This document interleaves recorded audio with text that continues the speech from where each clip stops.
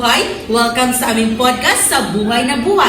Ako si Ann at kasama ko ngayon si RC, ang aking partner at isang EMS member at isang BPED student. So, pag-uusapan natin ngayon ay tungkol kung ano ba talaga ang CPR. So, let's start! So, hi ma'am. Can you tell us your background as a EMS personnel? So hi everyone, I'm Faith and I am a EMS personnel since 2018. So I was grade 8 that time. Wow, ang galing! Yeah. So, how about you, Ma'am Angel? Can you tell us your background as BPED student? So again, good morning. I'm Angel and I am a third-year student of BPED. So when I'm a second year, so we undergo the basic first aid training. So, ikaw partner, naka-experience ka na ba ng basic first aid? Kaya nga partner hindi ko alam. Kaya napaka-importante nandito sila ngayon kasi para may malalaman tayo. Ikaw partner, how about you? Ikaw alam mo When I ba? was in college partner, hindi ako naka-experience ng basic first aid training. Kaya nga, it's very important talaga yung CPR, especially to the students. Yeah, talagang partner. So, Ma'am, anong talaga ang meaning ng CPR? So CPR stands for cardiopulmonary resuscitation. Ano siya? So actually ma'am, there are a lot of people who wanted to know how to perform CPR. So can you share us to them on how to properly perform the CPR in order for them to know? Actually, CPR is a procedure where you will continue to compress the body of the patient or the chest of the patient. So, manggagaling yung CPR if your patient is, of course, walang malay. No? Your patient is unconscious. The next is your patient is walang hangin or ginhawa yung pasyente mo. And then the last time, if kayo, marunong kayo mag-locate ng pulse, no? You know how to locate the pulse, you can also check that one. And if wala yung tatlo, your patient is walang malay, walang hangin, tsaka walang pulso, that's the time you have to do the CPR. Okay? And then, at first place, kasi you have to check if conscious siya. So, paano to mag-check ng conscious? Meron to yung tinatawag na tapping shoulder, yung mga nakikita niyo sa videos. Conscious ka ba partner? Conscious partner, tapikin mo ako partner. May malay ako, Ganyan. partner. Ikaw din partner. Kung may malay ka partner. May mga malay po tayong lahat. So, kung kami ay conscious, so hindi po kami pwede i-CPR. Kasi dapat wala po tayong malay.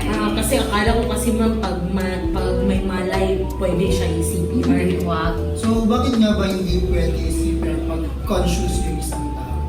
Kasi, ang CPR is a procedure where you can continue to compress yung heart ng patient mo. So, i-compress kasi natin siya dyan sa center of our nipple line. So, if you will compress the center of the nipple line na conscious yung patient niya, ano kayang mangyayari? Ano kaya Diba? mangyayari partner? So, that's the essence of the CPR. If nag-stop yung heart natin, yun yung i-continue natin.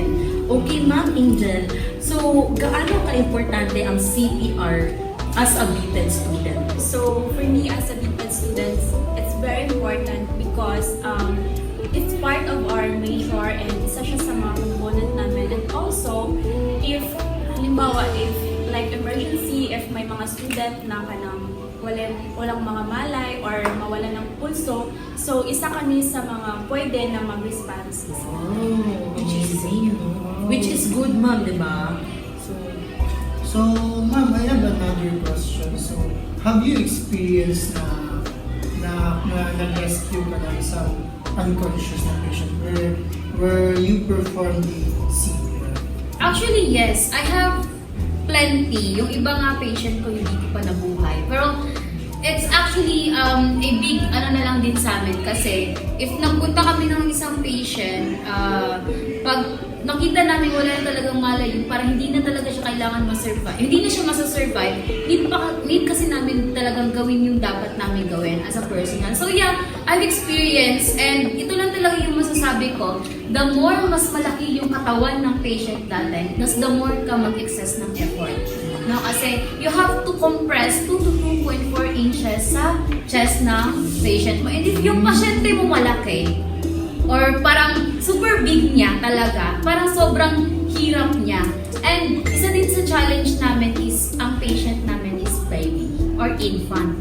Na kasi iba-iba kasi ng technique on how to do CPR. Kasi pag adult, 2 kamay, pag child, 1 kamay, pag tsaka yung infant, 2 fingers. Ayan siya. Pero same location pa rin. So, yung ma'am, di ba, iba-iba din yung compression sa baby at saka Actually, yes, the right compression is the 30:2, 5 cycle in 5 minutes.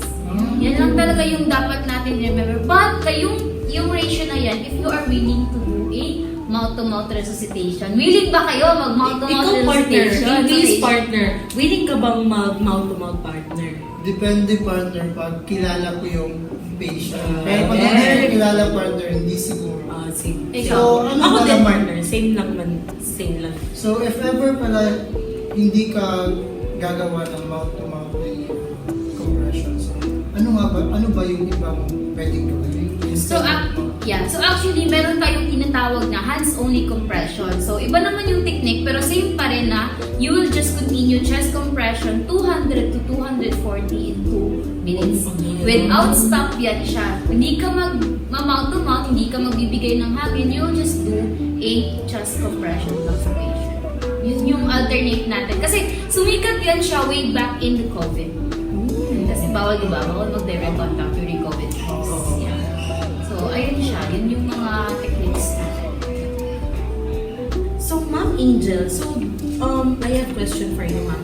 So, do you experience or may na-experience mo na ba na nag-rescue ka ng students here in Holy Cross? So far, wala pa naman. And nag-fainting, like, for example, if meron kaming mga activities, like, yung mga ibang student na hindi na talaga kaya or like mawawala ng malay, yun na.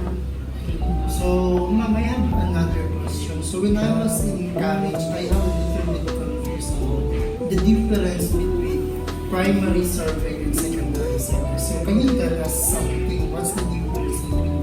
Very good partner. Very good question, partner. Actually, the primary survey, it will happen before talaga mangyari yung secondary survey. Kasi yung primary survey natin, nandyan yung you will check the consciousness of the patient. Nandyan yun siya kung responsive ba siya. If your patient is unresponsive to your voice, no? Nung tawagan mo siya, ma'am, gising ka ma'am. O hindi siya responsive, so hindi siya responsive sa voice mo. Diyan naman yung pain, yung tapping shoulder natin, di ba, na nakikita natin sa mga videos. Kaya pala yung iba Oo. na Yes, na parang, ano ba sa Tagalog na, parang mini-wake up, parang ginapukaw, yes, niyahang pasyente.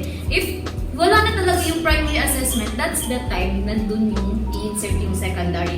Pero yung secondary kasi, mangyayari yan if your patient is conscious. May malay yung pasyente natin dyan. So, pwede siyang pwede kang maka-ask, pwede din siya maka-answer ng mga questions regarding sa nararamdaman ng patient. So, sobrang importante talaga ang CPR or tungkol sa CPR kasi kagaya namin ng partner is walang alam sa CPR. So, nagpapasalamat kami sa inyo, Ma'am Faith and Ma'am Angel sa pagsabay sa amin dito sa podcast tungkol sa CPR at binigyan nyo kami ng idea at ang mga manonood kung ano talaga ang CPR. So, salamat sa iyong pakikinig mga kabuhay. Sana may natutunan kayo tungkol sa CPR at huwag kakalimutan na ang buhay ay weather lang. Thank you so much. Thank you. Bye! Thank you, Ma'am.